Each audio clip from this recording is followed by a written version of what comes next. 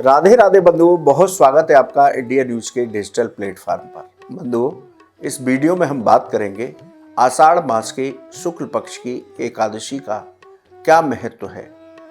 आषाढ़ मास के शुक्ल पक्ष की एकादशी इस बार 5 जुलाई को मनाना शुभ होगा या 6 जुलाई को। इस बार क्या बेहद दुर्लभ संयोग बन रहे हैं और इस एकादशी का व्रत करने से हमें किस तरह के फलों की प्राप्ति होती है। बंधुओं, सनातन धर्म में एकादशी व्रत की विशेष महिमा बताई गई है। प्रत्येक महीने में 2 एकादशी के व्रत होते हैं, एक कृष्ण पक्ष में और एक शुक्ल पक्ष में। आषाढ़ मास के शुक्ल पक्ष की एकादशी को देवशयनी एकादशी कहते हैं। इस साल 5 जुलाई को शाम 6:58 से एकादशी तिथि शुरू होगी और 6 जुलाई को रात 9:14 पर समाप्त होगी।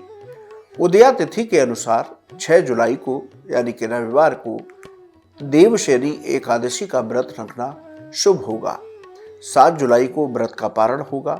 व्रत के पारण का समय सुबह 5:29 से 8:16 तक रहेगा। इसमें आप व्रत का पारण कीजिए। बंधुओं, इस बार देवशयनी एकादशी पर विशेष संयोग बन रहा है। इस एकादशी पर त्रिपुष्कर योग और रवि योग रहेगा। शास्त्रों में त्रिपुष्कर योग और रवि योग की विशेष महिमा बताई गई है।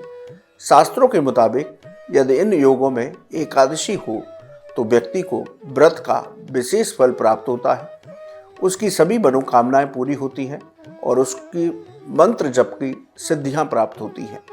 इसलिए इस बार देवशयनी एकादशी का व्रत बड़ा दिव्य माना जा रहा है।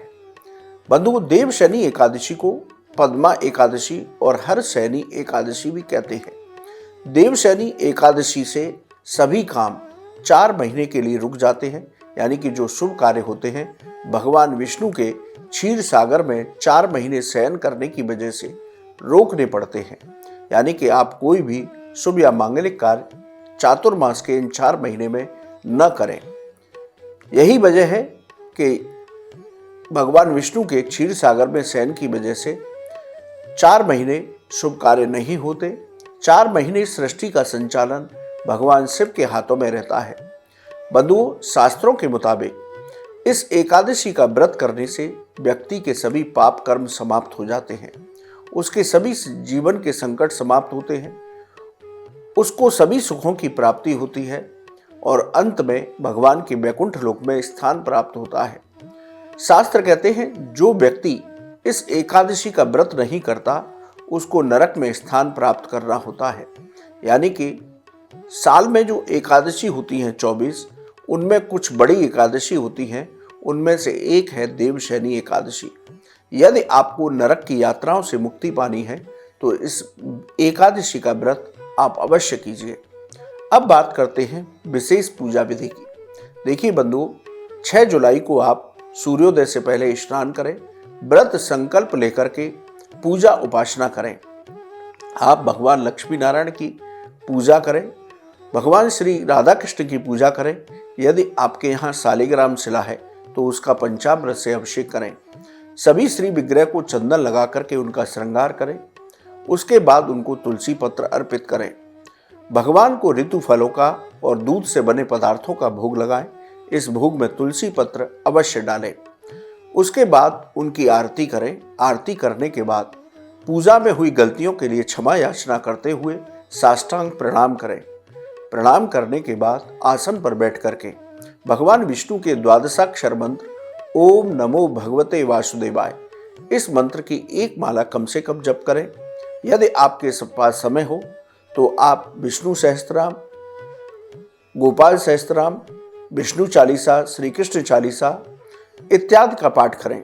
इसके साथ ही देवशयनी एकादशी व्रत की कथा को किसी से सुने या स्वयं पढ़ें, क्योंकि बंधुओं, जब तक आप एकादशी व्रत की कथा सुनते या पढ़ते नहीं हैं तो आपको एकादशी व्रत का पूर्ण फल प्राप्त नहीं होता।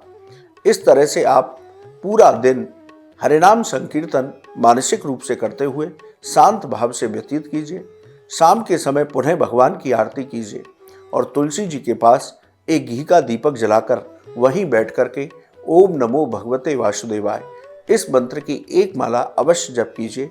आपकी हर मनोकामना ये करने से अवश्य पूरी होगी। एकादशी व्रत के दौरान हमें चावल खाने से बचना चाहिए, क्रोध और कलह करने से बचना चाहिए। एकादशी के दिन हमें बड़ों का अपमान करने से बचना चाहिए। हमें प्याज, लहसुन, मांस, मदिरा का सेवन नहीं करना चाहिए। एकादशी के दिन बाल और नाखून नहीं काटने चाहिए और ब्रह्मचर्य का पालन अवश्य करना चाहिए। इस शास्त्र विधि से यदि आप देवशनि एकादशी का व्रत करते हैं तो आपकी सभी मनोकामनाएं पूरी होती हैं। भगवान लक्ष्मी नारायण की आपको विशेष कृपा प्राप्त होती है। इसके साथ ही आपके जीवन के संकट और मुश्किलें समाप्त होती हैं। भगवान के श्री चरणों में आपको स्थान प्राप्त होता है।